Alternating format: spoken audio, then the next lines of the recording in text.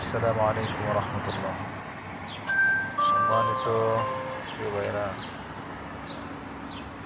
আমি নিজের হাতে বড়ি পাড়তেছি। এটা হলো একটা বড়ি গাছ। এই বড়িগুলা অনেক ছোট।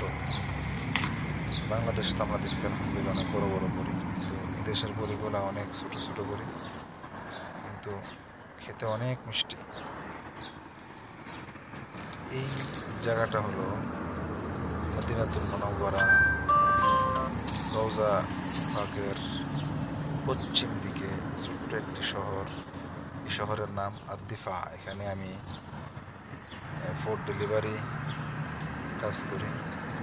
তো আমি যে খানা নিয়ে এসেছি কাস্টমারের কাছে, কাস্টমারের দরজার সাথেই এই একটি বড়ি গাছ। নিজের হাতে বড়ি পেরে খেলাম।